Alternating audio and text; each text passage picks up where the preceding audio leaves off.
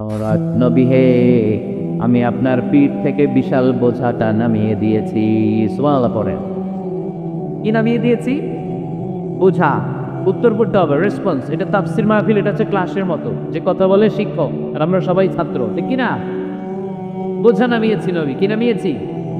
তাফসিরে দুইটা এসেছে, বিজরুন মানে বোঝা, বিজরুল গাম পাপের বোঝা, আর একটা হচ্ছে বিজরুল গাম চিন্তার বোঝা। বিষ্ণুনবীর কোনো পাপ নাই, বিষ্ণুনবীর সব কিছুকে মাফ করে দিয়েছে কে? লিয়াগফিরা লাকাল্লাহু মা তাকদ্দামা মিন যামবিকা মা তাআখার। নবী আপনার আগেরও গুনাহ নাই, আপনার পরেরও গুনাহ নাই, আপনি নবী মাসুম, আপনার গুনাহ নাই, আপনি নিষ্পাপ। নবীদের গুনাহ হয় না। আহলুস সুন্নাহ ওয়াল জামাআতের আকীদা হচ্ছে নবীরা মাসুম, নবীদের জীবনে কোনো গুনাহ হয় না। চিৎকার করে বলেন ঠিক কি? ও নবী, ওয়াদানা আনকা বিজরাক, আপনার এই বোঝা আমি নামিয়ে দিয়েছি। বিশ্বনবী ভাবতেন 40 বছর বয়সে আমি নবী হলাম, তার আগে যা করলাম আল্লাহ এটা কি করবে। আল্লাহ বলে, নবী আপনার আগের গুনাহ পরের গুনাহ, গুনাহ বলতে কিছুই নাই, সবই মাফ, সব মাফ। তারপরেও আমার নবী বলতেন, আল্লাহে লাস্তাগফিরুল্লাহ ওয়া আতুবু ফিল ইয়াউম আকতার মিন 70 মাররা। আমি এমন নবী যার কোনো গুনাহই নাই, আগের গুনাহও নাই, পরের গুনাহও নাই, তারপরেও আমি নবী প্রতিদিন 70 বারেরও বেশি তওবা আর ইস্তেগফার করি। আমাদের জন্য শিক্ষা। তাহলে আল্লাহ বললেন, ওয়াদানা আনকা বিজরাক, পাপের বোঝা আমি নামিয়ে দিলাম। বিশ্বনবীর কোনো পাপ নাই, পাপ মুক্ত। তাফসিরে 2 নম্বরে এসেছে বিজরুল গাম, চিন্তার বোঝা। বিশ্বনবী সব সময় আমাদেরকে নিয়ে চিন্তা করতেন। কাকে নিয়ে চিন্তা? কথা বলেন। আমাদেরও চিন্তা আছে না নাই? কিসের চিন্তা? হ্যাঁ, টাকার চিন্তা। ফরিদপুরের ভাইদের টাকার চিন্তা। আর কিসের চিন্তা আপনাদের? হ্যাঁ, উম্মতের চিন্তা। মাশাআল্লাহ, এই ভাই উম্মতকে নিয়ে ভাবে। আপনাদের আর কার কি নিয়ে চিন্তা বলেন? পেটের চিন্তা। এদিকে পাওয়া গেছে পেটের চিন্তা, এদিকে বউয়ের চিন্তা, কবরের চিন্তা। আর কিসের চিন্তা? আখিরাতের চিন্তা। তো আমাদেরও চিন্তা আছে, বিশ্বনবীরও চিন্তা ছিল। 2 চিন্তা কি এক? বিশ্বনবীর কাঁধে তো পুরো উম্মার জিম্মাদারি। কিয়ামত পর্যন্ত যারা পৃথিবীতে আসবে সবার জন্য বিশ্বনবী কাঁদতেন। এই আওয়াজ করে কে? এদিকে কি হয়েছে? পরে বসায় দেন। বিশ্বনবীর গোটা উম্মা নিয়ে চিন্তা। সব নবীকে আল্লাহ তাআলা একটা করে দোয়া দিয়েছিলেন আর বলেছিলেন, নবী একটা স্পেশাল দোয়া করার সুযোগ তোমাদেরকে দিলাম, ওই দোয়া করলেই কবুল হয়ে যাবে। কিন্তু সুযোগ পাবা জীবনে কয়বার? সবাই বলেন কয়বার? সব নবী কয়টা করে পাইছে? সব নবী তাদের দোয়াগুলো দুনিয়াতেই করে ফেলেছে। বিশ্বনবী বলেন, লিকুল্লি নবীন দাওয়া মুস্তাজাবা। এই দুনিয়াতে সব নবীদের একটা করে মুস্তাজাবুদ দাওয়া আছে। আল্লাহ বলেছে, ও নবী একটা করে স্পেশাল দোয়া করার সুযোগ পাবা, দোয়াটা করা মাত্রই কবুল করে নেব। বিশ্বনবী বললেন, এই পৃথিবীর বুকে যত নবী রাসূল দুনিয়ায় এসেছে সব নবীরা তাদের স্পেশাল দোয়া দুনিয়ায় করে ফেলেছে, ইল্লা আনা, কিন্তু আমি করি নাই। বিশ্বনবী বললেন, ওয়া ইন্নী আত্তাবিউ দাওয়াতি শাফাআতান লি উম্মতি ইয়াউমাল কিয়ামা। আমি আমার স্পেশাল দোয়াটা করি নাই। আমার স্পেশাল দোয়াটা আমি আমার গুনাহগার উম্মতকে বাঁচানোর জন্য কিয়ামত পর্যন্ত রেখে দিয়েছি। আমরা যেদিন বিপদে পড়ে যাব, যদি আমার আব্বা আমারে চিনবে না, আমি আমার আব্বারে চিনব। নেতা তার কর্মীরে চিনবে না, কর্মী নেতারে চিনবে না, ঠিক কিনা? পীর সাহেব মুরিদরে চিনবে না, মুরিদ পীর সাহেবরে চিনবে না, স্বামী তার স্ত্রীরে চিনবে না, স্ত্রী তার স্বামীরে চিনবে না। নবী থেকে শুরু করে, অলি থেকে শুরু করে, শহীদ থেকে শুরু করে সবার মুখে একটাই জিকির, ইয়া নাফসি ইয়া নাফসি ইয়া নাফসি। আকাশের সূর্যটা যেদিন মাথার কাছে চলে আসবে, জমিনটা তামার জমিন হয়ে যাবে। সূর্যের তাপে মাথার মগজগুলো ভাতের মাড়ের মতো গলে গলে নাকের ছিদ্র কানের ছিদ্র দিয়ে টপ টপ করে বেয়ে বেয়ে নিচে পড়বে। ওই কঠিন দিনে কেউ কাউরে চিনবে না। বিষ্ণু বললেন, ওই দোয়াটা আমি দুনিয়ায় করি নাই। আমি বদরের যুদ্ধে মার খেয়েছি, উহুদের যুদ্ধে দাঁত ভেঙেছি, আমি না খেয়ে পেটে পাথর বেঁধেছি। আমি যদি ওই দিন দোয়া করতাম, আল্লাহ দোয়া কবুল করে নিত, জান্নাতি খাবার দিয়ে দিত, আমার মায়ের খাওয়া লাগতো না, তায়েফে আমার রক্ত ঝরতো না, দোয়া করলেই কবুল। কিন্তু ওই দোয়াটা আমি দুনিয়ায় করি নাই। ওই দোয়াটা আমার জন্য, আপনার জন্য, আমাদের জন্য বিষ্ণুবী জমা রেখে দিয়েছে। এজন্য বিশ্বনবীর চিন্তা আর আমাদের চিন্তা এক চিন্তা না। বিশ্বনবীর পুরো উম্মতের চিন্তা, কিয়ামত পর্যন্ত যত মানুষ আসবে সবাই আমার উম্মত, না জানি তাদের নসিবে কি হয়ে যায়। এই চিন্তার বোঝা বিশ্বনবীকে কাবু করে ফেলেছিল। আল্লাহ বললেন, নবী, নো টেনশন, কোনো টেনশন নাই, আপনার এই চিন্তার বোঝাকে আপনার পিঠ থেকে আমি আল্লাহ নিজ দায়িত্বে সরিয়ে নিব। এজন্য আল্লাহ বললেন, আলাম নাশরাহ লাকা সাদরাকা ওয়া ওয়াদা'না আনকা বিজরাক আল্লাযী আনকাদা যাহরাক। যেই চিন্তার বোঝা আপনাকে কষ্ট দেয়, যেই চিন্তার বোঝা আপনারে পেরেশান করে তোলে, আপনার পিঠ থেকে ওই চিন্তার বোঝা নবী আমি সরিয়ে নিলাম। কি দিয়ে সরিয়ে নিল? কোরআনের আলো দিয়ে। আওয়াজ করে বলতে হবে, কি দিয়ে? বিশ্বনবী মক্কায় দেখতেন মূর্তির পূজা হয়, আল্লাহর ঘরের ভিতরে 360টা মূর্তির পূজা। বিশ্বনবী দেখতে পেলেন দুর্বলের উপরে সবলের অত্যাচার। বিশ্বনবী দেখতে পেলেন নারীদেরকে অত্যাচার করা হয়। কন্যা সন্তান হলে বাবা তার মেয়েটাকে নিয়ে জঙ্গলের ভেতরে ঢুকে কিংবা মরুভূমির ভেতরে যে জীবিত দাফন করে দেয়। ওয়াইদাল মাউউদাতু সুইলাত ওয়া আদুল বানাত। বিশ্বনবী এগুলো দেখতেন চারপাশে। দেখে এই পথহারা জাতিকে কিভাবে উদ্ধার করবেন, কি দিয়ে উদ্ধার করা যায়, এই টেনশনে বিশ্বনবীর পিঠ বাঁকা হয়ে গিয়েছিল, হুকুমা বাঁকা হয়ে গিয়েছিল। বিশ্বনবী সব সময় পেরেশান থাকতেন। আল্লাহ বললেন, নবী, টেনশনের দরকার নাই, হেরা গুহায় এমন একটা নূরের আলো দিয়ে আমি আপনারে আলোকিত করব, যার মাধ্যমে সব পেরেশানি দূর হয়ে যাবে। আলাম নাশরাহ লাকা সাদরাকা ওয়া ওয়াদা'না আনকা বিজরাক আল্লাযী আনকাদা যাহরাক। আপনাকে পেরেশান বানিয়ে দেয় এরকম সব চিন্তার বোঝা আমি আল্লাহ সরিয়ে নিলাম। সুবহানাল্লাহ। দুইটা নেয়ামত শুনলাম, এবার 3 নম্বরের নেয়ামত আল্লাহ বললেন, ওয়া রাফা'না লাকা যিকরাক। এই আয়াতটা মুখস্থ করতে হবে আজকে, আমার সাথে সাথে পড়েন, ওয়া রাফা'না লাকা যিকরাক। সবাই বলেন নাই, পড়েন, ওয়া রাফা'না লাকা ওয়া রাফা'না কা যিকরাক। নবী হে, আপনার সম্মানকে আমি আকাশচুম্বী করেছি। I have dignified your status high and high, the highest peak. আপনার মর্যাদা উঠাতে উঠাতে আকাশ বাতাস ছাপিয়ে সাতাকাশ কাঁপিয়ে আরো সেরে উপরে নিয়ে গিয়েছে।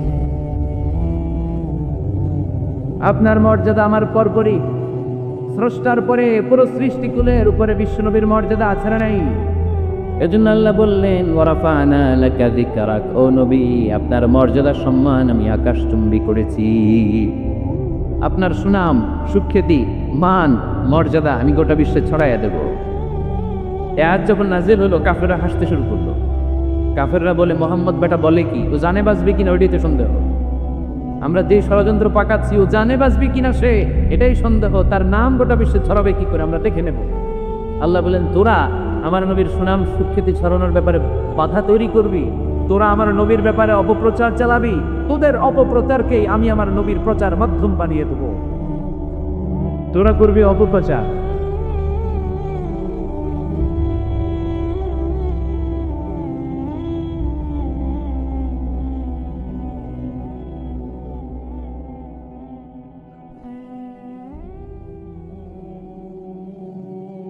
তোদের অপপ্রচারকে আমি আমার নবীর জন্য প্রচার মাধ্যম বানিয়ে দেব। এরকম অনেক সময় হয় না যে কেউ কেউ অপপ্রচার করে কারো বিরুদ্ধে, এটা তার জন্য প্রচার হয়ে যায়। কেউ অপপ্রচার চালায়, আল্লাহর মেহরবানিতে ওইটা তার পাবলিসিটি হয়ে যায়। তার আলাদা করে প্রচার বিভাগের টিম তৈরি করা লাগে না, তার বিরোধীরাই তার প্রচার বিভাগের কাজে নেমে পড়ে। বিষ্ণু বললেন, আল্লাহ বললেন, তোরা আমার নবীর সুনাম সুখ্যাতিকে থামাবি, তোদের মাধ্যমে আমি বিশ্বনবীর সুনাম সুখ্যাতি গোটা বিশ্বে বুলন্দ করে দেব। আবু জাহেল ঘোষণা দিল, খবরদার, হজের মৌসুম, হাজী সাহেবরা গোটা বিশ্ব থেকে আসবে, আমার দলের কর্মীরা, তোরা যেটা করবি সেটা হচ্ছে হাজীদের কাছে যে বলবি, মক্কায় নতুন এক পাগল আসছে, নতুন এক জাদুকর আসছে, নাম মুহাম্মদ। নাউজুবিল্লাহ পড়বেন না। খবরদার হাজী সাহেবেরা, এই পাগলের কাছে যেও না। সব হাজিরা গোটা বিশ্ব থেকে এসে মক্কার মিনা প্রান্তরে তাঁবুর ভিতরে ঢুকেছে। আর আবু জাহেলের টিম মেম্বাররা সব তাঁবুর ভিতরে উকি মাইরা কয়, খবরদার, নতুন পাগল এসে। সবাই কয়, নাম কি? কয়, মুহাম্মদ। নতুন পাগল এসেছে, নাম মুহাম্মদ। নতুন জাদুকর এসেছে, তার নাম মুহাম্মদ। খবরদার, তার কাছে যেও না, তার কথা শোনো না, শুনলে তোমরাও পাগল হয়ে যাবা, তোমরাও পাগল হয়ে যাবে। সে এত বড় জাদুকর, মুহাম্মদ সাল্লাল্লাহু আলাইহি ওয়াসাল্লাম এত বড় জাদুকর। তার জাদু দেখলে, তার কথা শুনলে হাজব্যান্ড ওয়াইফের মধ্যে সম্পর্ক বিচ্ছিন্ন হয়ে যায়। সে এত বড় জাদুকর, তার কথা শুনলে বাবা আর ছেলের সম্পর্ক ছিন্ন হয়ে যায়। সে এত বড় জাদুকর, তার কথা শুনলে বন্ধু বন্ধু আলাদা হয়ে যায়। খবরদার হাজী সাহেবরা, তোমরা হজ করতে এসেছো করো, জমজমের পানি খাও আর খেজুর নিয়ে যাবা বাড়িতে, কিন্তু মুহাম্মদ সাল্লাল্লাহু আলাইহি ওয়াসাল্লামের কাছে যাওয়া যাবে না। আচ্ছা, আপনারা বুঝে শুনে উত্তর দেন। এই যে লক্ষ লক্ষ হাজি মিনার তাগুতে বসা, আর আবু জাহেলের লোকটা যে বললো নতুন জাদুকরের নাম মোহাম্মদ, তার কাছে যেও না, এই লক্ষ লক্ষ হাজিরা এর আগে জীবনেও মোহাম্মদ সাল্লাল্লাহু আলাইহি ওয়াসাল্লামের নাম শুনছে? তার মানে মোহাম্মদ সাল্লাল্লাহু আলাইহি ওয়াসাল্লামের নাম তাদের কানে পৌঁছে দেওয়ার দায়িত্ব আবু জাহেল নিজেই নিয়ে নিয়েছে। চিল্লায় কোন ঠিক কিনা? অপপ্রচার হয়ে গিয়েছে। আর সবাই মনে মনে ভাবে, কই কি এত বড় জাদুকর, হজ করি আর না করি এর না দিকে দেওয়া যাবে না।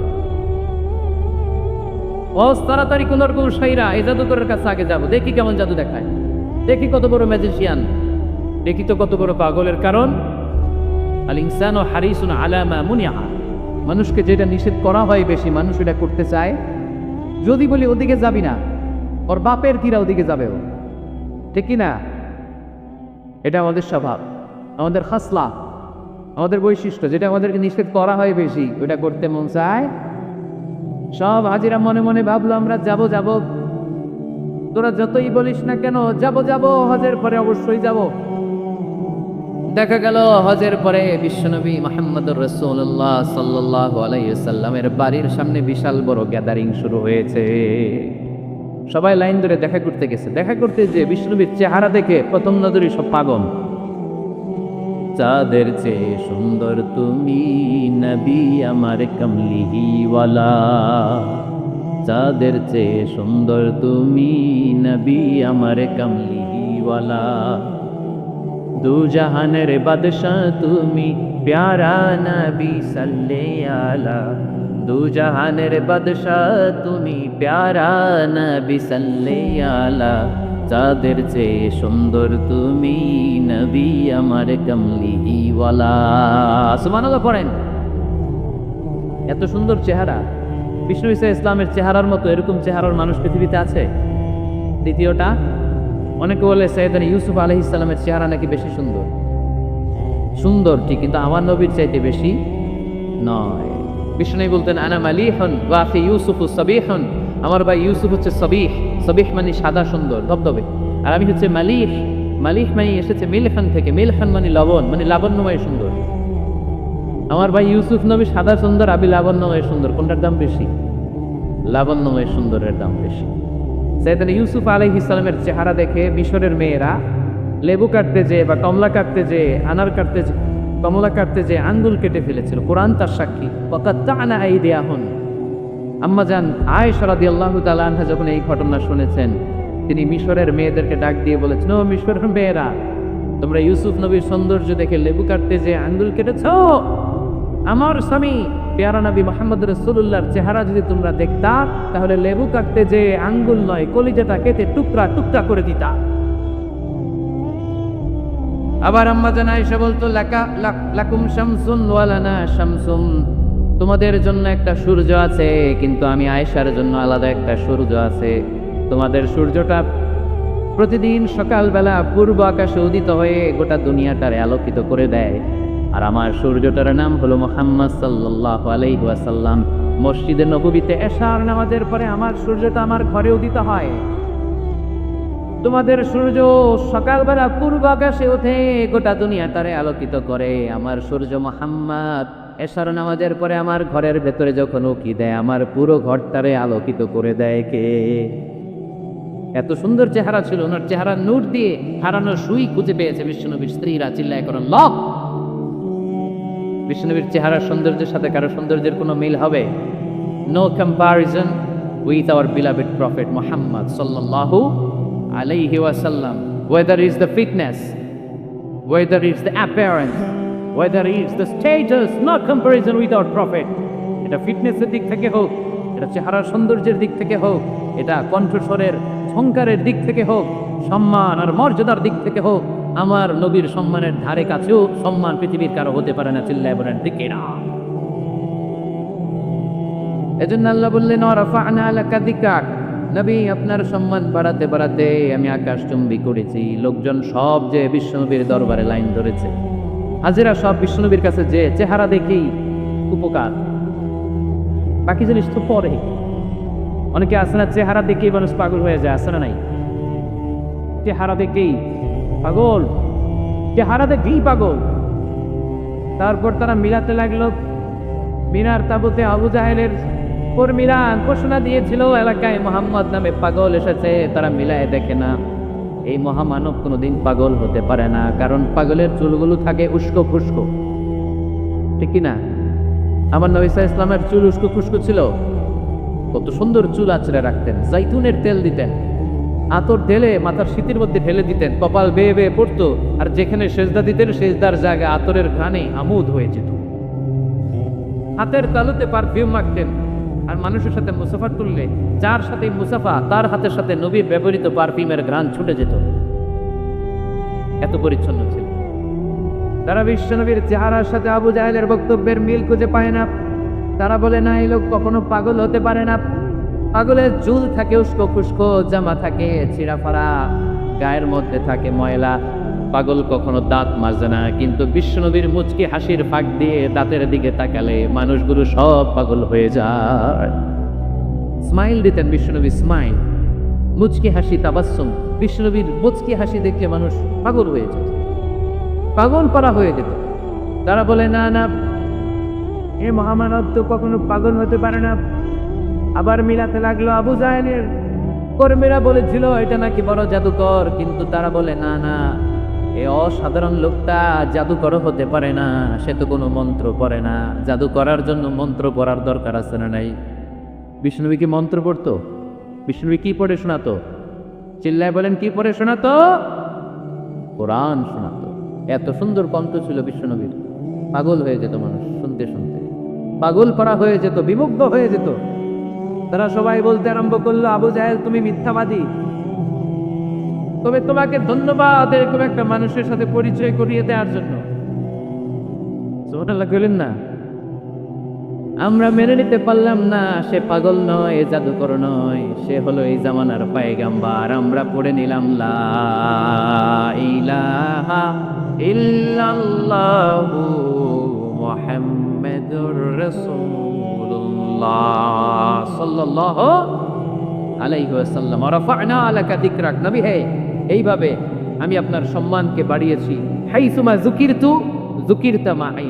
নবী, যেখানে আমার নাম নেওয়া হবে আমার পর আপনার নামও নেওয়া হবে। করেন সুবহানাল্লাহ।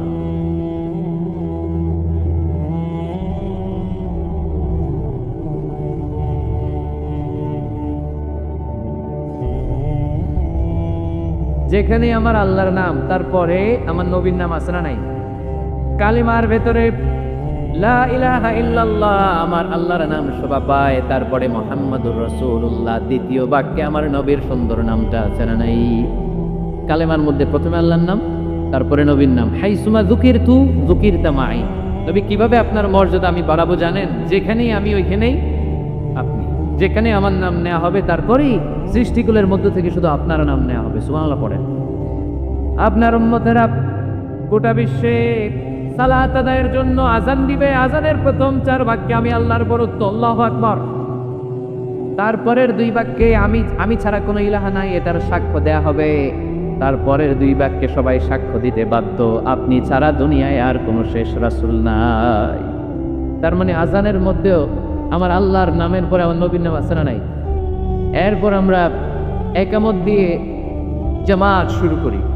এই জামাতের আগে যে একামতটা দেই, এই একামতেও আল্লাহর নামের পরে আমার নবীর নামটা আছে না নাই? আল্লাহু আকবার, আল্লাহু আকবার,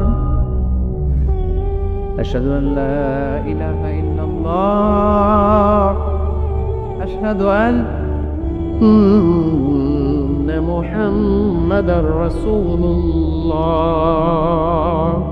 সাল্লাল্লাহু। তার মানে আজানে আমার নামের পরে আপনার নাম, একামতে আমার নামের পরে আপনার নাম। নামাজের শেষে যখন আমরা শেষ বৈঠকে বসি, সেখানে বিশ্বনবীর উপর দুরূদ আছে না নাই? তার মানে সব জায়গায় বিশ্বনবীর নাম নেয়াকে আবশ্যক করে দিয়েছে কে? নবী হে, এই গোটা বিশ্বের ভেতরে সূর্য উঠবে, সূর্য ডুববে, শীত যে গ্রীষ্ম আসবে, দিন যে রাত আসবে এক মুহূর্তের জন্য আপনার নামের আলোচনা থামবে না, চিল্লায় বলো ঠিক কি? রাফা'না লাকা যিকরাক, I have dignified your status very high, very high. অনেক উপরে নিয়েছি, আকাশ বাতাস ছাপিয়ে, সাত আকাশ কাঁপিয়ে আরশ পর্যন্ত আমি আপনার মর্যাদাকে বুলন্দ করেছি। এই পৃথিবীতে যত আসমানি কিতাব এসেছিল সবগুলো আসমানি কিতাবে বিষ্ণুবীর নাম উল্লেখ করেছে কে? তার মানে তাওরাতের ভেতরে বিষ্ণুবীর নাম আছে না নেই? ইনজিলে, জাবুর, সুহফে ইব্রাহিম, সুহফে মূসা আল্লাযী ইয়াজিদুনাহু মাকতুবান ইনদাহুম ফিত তাওরাতি ওয়াল ইনজিল। ইহুদিরা খ্রিস্টানরা বিষ্ণুবীর মানতে চাইতো না। তারা বলতো, মুহাম্মদ তোমার নাম তো আমাদের কিতাবে নাই। বিষ্ণু বললেন পড়ো। তারা পড়তে পড়তে বিষ্ণুবীর জায়গাটা লুকিয়ে রাখতো, যেখানে বিষ্ণুবীর নাম ওরা এর ধরে রাখতো। বিষ্ণু সাহেব এক সাহাবাকে বললেন, আমি তো ওদের ভাষা বুঝি না, তুমি ওদের ভাষা বুঝে দেখো কোন জায়গায় সোরামিটা করো। প্রতিটা কিতাবের প্রতিটা পাতায় পাতায় বিষ্ণুবীর নাম আছে না নাই? সাইয়েদনা আদম আলাইহিস সালাম থেকে শুরু করে ঈসা আলাইহিস সালাম পর্যন্ত যত নবী এসেছে সব নবী সুসংবাদ দিয়েছে যে একজন নবী আসবে, যেই নবী আসার মধ্য দিয়ে এই আম্বিয়া আলাইহিমুস সালাম পৃথিবীতে আসার যে ধারাবাহিকতা, এই সিলসিলা, এই চেইনকে আল্লাহ তাআলা কাট আপ করে দিবে। সাইয়েদনা আদম তার বংশধরদেরকে বলেছে, নূহ আলাইহিস সালাম তার প্রজন্মকে বলেছে, ইব্রাহিম আলাইহিস সালাম তার জেনারেশনকে বলেছে, মূসা আলাইহিস সালাম বনি ইসরাইলকে শুনিয়েছে। সর্বশেষ সাইয়েদনা ঈসা আলাইহিস সালাম এসে বলেছে, ইয়াতি মিন বাদি ইসমুহু আহমদ, আমার পরে এমন এক নবী আসবে তার নাম, চিল্লায় বলেন, আহমদ বড় বিশ্বস্ত, সে কোন বন্ধু বলো বেশি বিশ্বস্ত,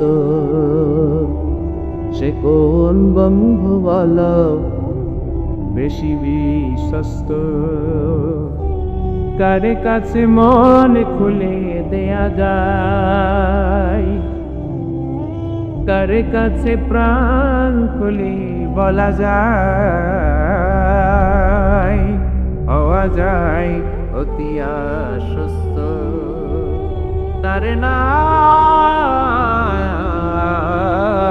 আহমদ বড় বিশ্বস্ত। সুবহানাল্লাহ পড়ে।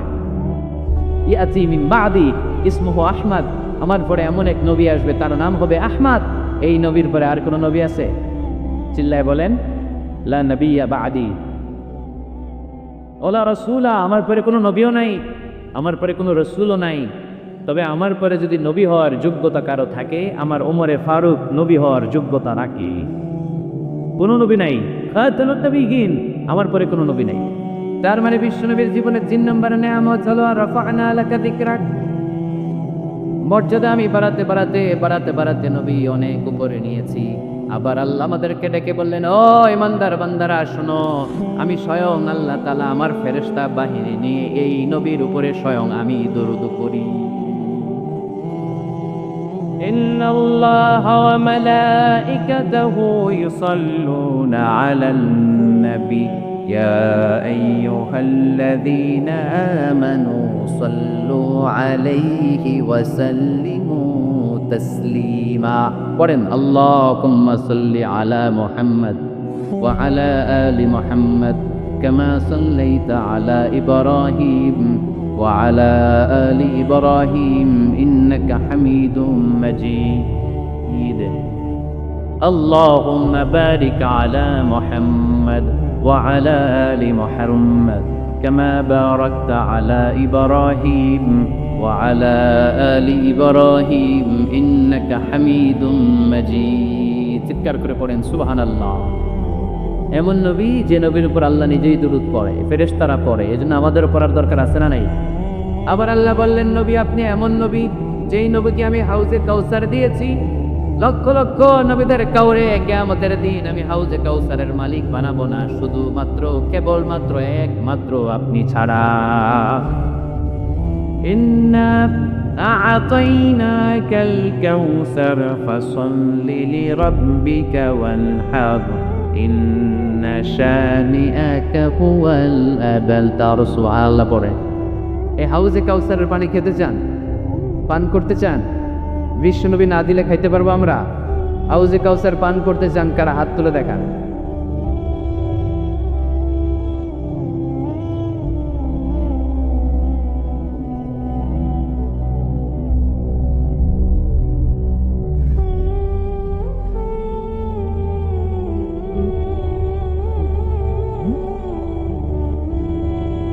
আহলা মিনাল আসাল, হাউজে কাউসারের পানি মধুর চেয়েও মিষ্টি।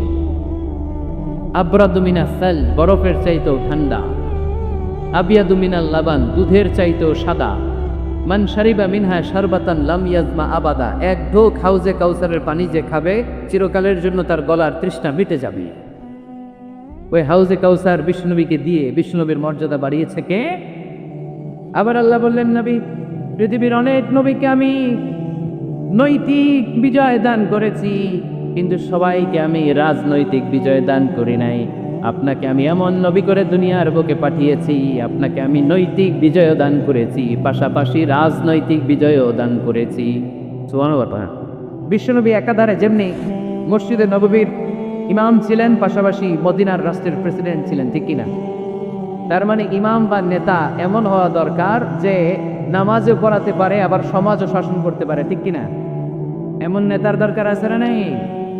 এজন্য বিষ্ণু বললেন, রব্বি আদখিলনি মুদখালা সিদকিন ওয়া ফরিজনি মুখরাজা সিদকিন ওয়াজআলনি মিন লাদুনকা সুলতানান নাসীরা। ও আল্লাহ, আপনি আমারে সত্যতার সাথে মক্কায় রাখেন, বের করলেও সত্যতার সাথে বের করেন, আর আপনি আমাকে বিজয়ী শক্তি দান করেন। বিজয়ী শক্তি, রাজনৈতিক শক্তি বিষ্ণুনবী আল্লাহ তাআলার কাছ থেকে দোয়া করে চেয়ে নিয়েছেন। চিল্লায় বলেন ঠিক কি? রাজনৈতিক শক্তির দরকার আছে না নাই? দরকার আছে। তা আস্তে করে বললেন কেন? রাজনৈতিক শক্তি থাকার দরকার আছে না নাই? দেখেন, বাংলাদেশ সৃষ্টি হয়েছে কত সালে বলেন? কত সাল? বাংলাদেশের বার্থডে কবে? 1971-এ। এই 71 সালের পর থেকে আমাদের বাংলাদেশে সুদ আছে না নাই? কিন্তু সুদের বিরুদ্ধে ওয়াজ আছে না নাই? আলেম ওলামারা আজীবন সুদের বিরুদ্ধে ওয়াজ করছে। আমরা ওয়াজ আগে করতাম, এখন করতেছি, সামনেও করব, মাগার সুদ মরবে না। এর কারণ যেটা আইন করে প্রণয়ন করা হয় ওটা ওয়াজ করে মারা যায় না, ওইটারে আইন করে নষ্ট করতে হয়। চিল্লায় বলেন ঠিক কিনা? আমি সারা জীবন সুদের বিরুদ্ধে ওয়াজ করলে সুদ যাবে না, কিন্তু দেশনেত্রী মাননীয় প্রধানমন্ত্রী যদি কালকে ঘোষণা দেয় বাংলাদেশের কোনো ব্যাংকে ব্যাংকিং ফিনান্সিয়াল ট্রানজ্যাকশনে কোনো সুদ চলবে না, তার পরের দিন থেকে বাংলাদেশে কোনো সুদ থাকবে না। চিল্লায় বলেন ঠিক কিনা?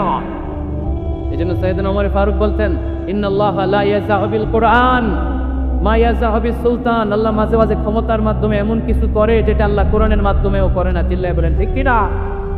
কালকে যদি ঘোষণা হয়ে যায় 5 ওয়াক্ত নামাজ যদি না পড়া হয় 5 বের, কয় বের? চেয়ারম্যান না পড়লে চেয়ারম্যানের পিছনে 5 বের, এমপি না পড়লে এমপির পিছনে 5 বের। কথা বলেন?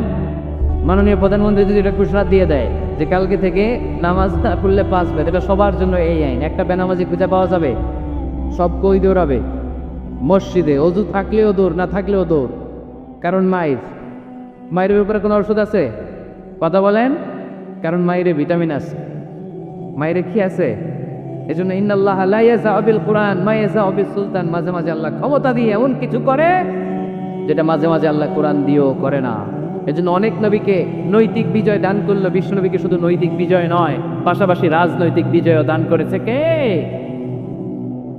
3টা নেয়ামতের ঘোষণা দিয়ে আল্লাহ বললেন, আলাম নাশরাহ লাকা সাদরাকা ওয়া ওয়াদা'না আনকা বিজরাক আল্লাযী আনকাদা যাহরাক ওয়া রাফা'না লাকা যিকরাক। পড়েন সুবহানাল্লাহ। নবী হে, আপনার মর্যাদা আমি অনেক বাড়িয়েছি। আপনার কথা শুধু মুসলমানেরাই বলে না, হিন্দুরাও বলে, আছে না নাই? গতকাল এক হিন্দু ভাই আমার হাতে হাত রেখে শাহাদা বাক্য পাঠ করে গাজীপুরে মুসলমান হয়ে গেছে। বিষ্ণুনবীর কথাগুলো যখন তারা শোনে, তারা নিজেদেরকে ধরে রাখতে পারে না। আপনারা মহাত্মা গান্ধীর নাম শুনেছেন? তিনি ভারতের অবিসংবাদিত নেতা। বিষ্ণুনবীর ব্যাপারে কমেন্ট করেছেন যে এরকম নেতা পৃথিবীতে আর দ্বিতীয়টা কখনো হবে না। মহাত্মা গান্ধী কি মুসলমান না হিন্দু? গোটা বিশ্বের খ্রিস্টানরা বিশ্বনবীকে নিয়ে এখন মাতোয়ারা। মাইকেল এইচ হার্ট খ্রিস্টান, একটা বই লিখে গোটা বিশ্ব কাঁপিয়েছেন, দি 100 ranking of the most influential people and person in the world. পৃথিবী কাঁপানো 100 জন মনীষীর জীবনী নিয়ে একটা বই তিনি করেছেন। এই 100 জন মনীষীর জীবনীর মধ্যে যাকে নাম্বার 1 তিনি করেছেন, তিনি হচ্ছেন আমার নবী, আপনার নবী, পেয়ারা নবী, বিশ্বনবী মুহাম্মদ রাসূলুল্লাহ সাল্লাল্লাহু আলাইহি ওয়াসাল্লামের। মাইকেল এইচ হার্ট কি মুসলমান? সে একজন খ্রিস্টান। তার মানে ওয়া রাফা'না লাকা যিকরাক, বিশ্বনবীর সম্মান শুধু আমাদের মধ্যেই প্রতারিত হয় না, ইহুদি খ্রিস্টান বৌদ্ধদের মাধ্যমেও বিশ্বনবীর সম্মানকে বাড়িয়ে দিচ্ছে কে? I have studied him, the wonderful man, in my opinion, far from the Antichrist, and he must be called the savior of humanity. খ্রিস্টানরা বলছে আমরা এই মুহাম্মাদের জীবনী গবেষণা করে পড়েছি, তাকে খ্রিস্টান বিরোধী বলা তো দূরের কথা, তাকে মানবতার ত্রাণকর্তা বলতে হবে। তিনি গোটা বিশ্বের জন্য সুপারম্যান হয়ে পৃথিবীতে এসেছে। As a father, as a teacher, as a lawgiver, as a lawmaker, Muhammad is the superman of the world. স্বামী হিসেবে, পিতা হিসেবে, নেতা হিসেবে, নবী হিসেবে মুহাম্মদ ইসলাম সাধারণ কোনো মানুষ নয়, তিনি গোটা বিশ্বের জন্য সুপারম্যান হয়ে পৃথিবীতে আগমন করেছে। ওয়ারাফা'না লাকা যিকরাক, নবী দুশ্চিন্তা করবেন না, টেনশন করবেন না, আমি আপনার সম্মানকে বাড়িয়ে দেব। এই তিনটা নেয়ামতের বর্ণনা সূরা ইনশিরাহের ভিতরে বর্ণনা করলেন কি? এরপরে রাব্বুল আলামিন বিশ্বনবীকে নেয়ামতের বর্ণনার ঘটনা শুনিয়ে বিশ্বনবীকে সান্ত্বনা বাণী শোনাচ্ছেন আর পড়ছেন ফা ইন্না মাআল উসরি ইউসরান, ইন্না মাআল উসরি ইউসরা। নবী গো, নিশ্চয়ই কষ্টের পরে আছে আনন্দ, দুঃখের পরেই আছে সুখ। সুবহানাল্লাহ। কষ্টের পরে আনন্দ, দুঃখের পরে, the struggle is impermanent in our life. দুঃখ কষ্ট এটা আমাদের জীবনে পার্মানেন্ট না, এটা সাময়িক। আচ্ছা আওয়াজ করে উত্তর দেন তো, এক বছরে কয়দিন আপনাদের ফরিদপুরে? কয়দিন? 365 দিন। গত 365 দিনে না খেয়েছিলেন কয়দিন? 20 দিন, 30 দিন। তার মানে অল্প কিছুদিন না খেয়েছিলাম, সারা বছরই খেয়েছিলাম, ঠিক কিনা? আচ্ছা, তো 365 দিনে অসুস্থ ছিলেন কয়দিন? 4-5 দিন, কিংবা 20 দিন, কিংবা 1 মাস, কিংবা 56 দিন, কিংবা 65 দিন। তার মানে বাকি 300 দিন আরামে ছিলাম কি ছিলাম না? তার মানে আমাদের জীবনে দুঃখ বেশি না আনন্দ বেশি? সুখ বেশি না কষ্ট বেশি? এজন্য আল্লাহ বললেন খবরদার, মুমিন কখনো হেরে যায় না, মুমিনের হারাবার কিছু নাই। মুমিনের জীবনে যদি আনন্দ আসে, মুমিন শুকরিয়া করে, শুকরিয়া করলে সওয়াব আছে না নাই? আর মুমিনের জীবনে যদি দুঃখ আসে, মুমিন সবর করে, ধৈর্য ধরে, ধৈর্যেও সওয়াব আছে না নাই? তাহলে আমাদের সব দিক দিয়ে চলা, আনন্দের দিনগুলাতে শুকরিয়া করব, আর দুঃখের দিনগুলাতে ধৈর্য ধরবো, দুইটার মধ্যে সওয়াব আছে না নাই? এজন্য বিশ্বনবী বললেন আজাবান লি আমরিল মুমিন, মুমিনের বিষয়টা খুবই আশ্চর্যের। ফাইন আসাবাতহু সাররাউন শাকারা, মুমিন যদি আনন্দে থাকে সে শুকরিয়া করে, শুকরিয়া করলে লাভ আছে না নাই? ওয়াইন আসাবাতহু দাররাউন সাবারা, আর দুঃখে পড়লে সে সবর করে, ধৈর্য ধরে, ধৈর্য ধরলে সওয়াব আছে না নাই? তার মানে আমাদের হারাবার কিছু আছে। মাঝে মাঝে আল্লাহ আমাদেরকে দুঃখ কষ্ট দিয়ে পরীক্ষা করতে চান, এগুলো আমাদের জন্য খারাপ নয়। এই দুঃখ কষ্ট বিপদ আমাদের কোমরকে সোজা করে, আমাদের পায়ের মাটিকে শক্ত করে, চিল্লায় বলেন ঠিক কি না? প্রতিকূল পরিবেশে কিভাবে বাঁচতে হয় এ দুঃখ কষ্ট আমাদেরকে শেখায়। এজন্য মুমিন বান্দার বৈশিষ্ট্য হচ্ছে দুঃখ কষ্ট বেদনা জ্বালা এগুলোতে সে আপসেট হয় না, সে হাল ছেড়ে দেয় না, সে ভরসা রাখে একজনের উপর। চিল্লায় বলতে হবে তিনি কে? কারণ মুমিন জানে রাত্রি যত গভীর হয়, অন্ধকার তমানিসা ভেদ করে সুবহে সাদিক হয়। মুমিন জানে গর্ভবতী নারীর পেটের ব্যথা যেদিন বাড়তে থাকে, ওই দিনই নতুন মেহমান আগমনের সময় ঘনাতে থাকে। মুমিন জানে তার জীবনে দুঃখ কষ্ট বিপদ যত বাড়তে থাকে, সুখের দিন কাছে আসতে থাকে। এজন্য মুমিনের হারাবার কিছু নেই। ইন্না মাআল উসরি ইউসরা, ইন্না মাআল উসরি ইউসরা। নবী হে, কষ্টের পরেই আছে আনন্দ, দুঃখের পরেই আছে সুখ। আপনি সমস্যায় পড়েছেন, ওই সমস্যার সমাধানও আছে না নাই? এই পৃথিবীতে এমন কোনো সমস্যা আছে যেটা সমাধান নাই? কথা বলেন। সমস্যা তৈরি করেছে কে? আবার সমাধানও দিয়েছে কে? Allah doesn't create a lock without its কি।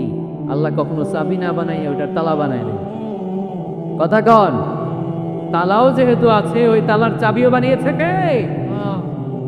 মা আনসালাল্লাহু দান ইল্লা আনসালাল্লাহু লাহু শিফা। আল্লাহ দুনিয়ায় এমন কোনো রোগ পাঠায় নাই যে রোগের ঔষধ বানায় নাই।